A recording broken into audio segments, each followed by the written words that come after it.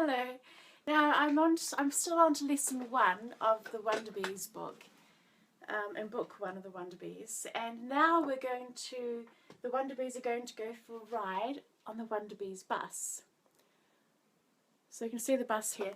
Now on this page we have 4 copies of the bus, and we've got the Wunderbies, and we've got the giraffe who's driving the bus. He's a bus driver.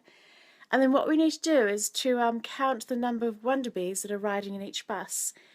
And if we have just one Wunderbee on a bus, then we need to draw an X through it. So yes, we've got the instructions up here, which are helpful to the parent at home as well. And it says to touch and count the Wunderbies riding a bus in each of the numbered squares below. So we have 1, 2, 3, 4 numbered squares below, and we need to draw an X through any square with one Wunderbee on a bus. So in this square, how many Wunderbies do we have on the bus? We have just one Wunderbee on a bus. And which Wunderbee is that? That is Thumbelina. And Thumbelina sits here. Just a recap, Thumbelina sits here on our first finger. And we've got Wunderbies here on this bus. And because there's only one Wunderbee, which is one, just remember that Wunderbies is the name of the 5 finger friends. We just call them Wunderbies. So we've got the Thumbelina, Pointer Panda, Middleton Mouse, Ringo Raccoon, and Pinky Pig.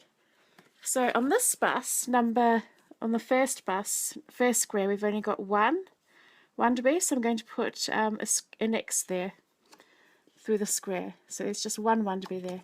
Now, what about on this bus? We've got the giraffe, the bus driver, and how many Wunderbies can you count? We've got 1, and we have 2 in total.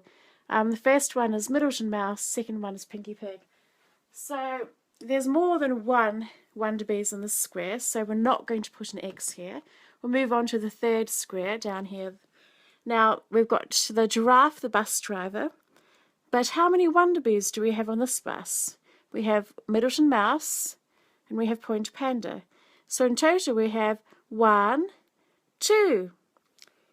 So there will be no X on this square because there's more than one Wunderbee.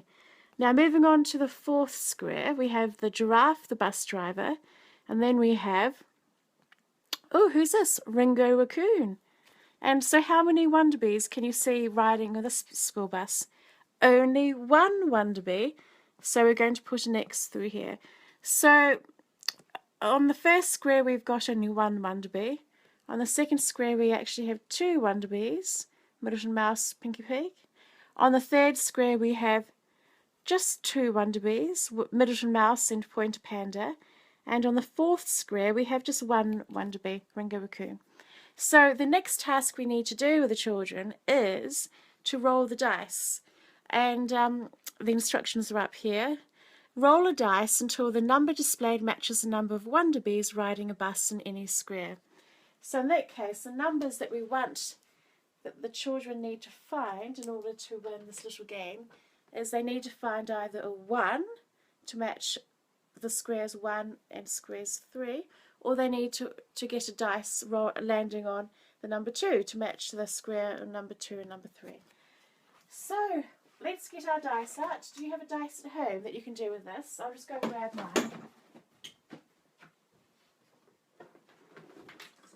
This is my dice, which for the preschoolers and toddlers, this is an excellent size for them to use. Of course, you can just get a normal small dice, but this is fun because it's almost like throwing a ball up in the air. So they throw the dice, and often for these little toddlers, it's the first time they've actually thrown a dice or getting to grips with the concept of it. So you throw the dice up in the air, have fun throwing it up in the air, let it land, and then you have to ask them, oh, what number has it landed on? This one is 4, and then you can count the circles with them. 1, 2, 3, 4. Now, that's not the number we're looking for, is it? Because we're looking for either number 1 or number 2. So we need to throw the dice again. Throw it up in the air. Oh, what have we got now? This time it's 6.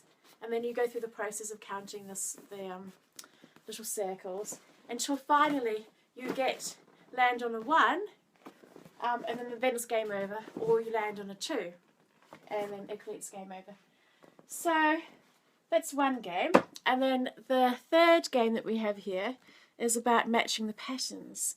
So the instruction here is to look at the pattern at the bottom of the page, and can you guess the name of the Wunderbee that completes the pattern? So let's take a look here. We have Thumbelina. Next to Thumbelina we have Middleton Mouse. Then we have Thumbelina, then Middleton Mouse. So can you start to see a pattern?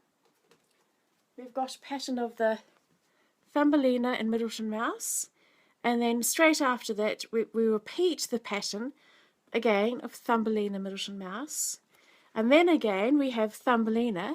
So in this empty square box we have to say, or the child has to say, what comes next, and it is in fact Middleton Mouse. Depending on the age of the child, this could be probably a bit too difficult for them, but it doesn't matter, they don't have to get it right. This is only the first lesson still, so but just it's good to go through it with them, even if they're not able to give you the answer straight away. Just go through the whole process with them, and then over time, as you do this regularly, they will come to understand the nature of a pattern.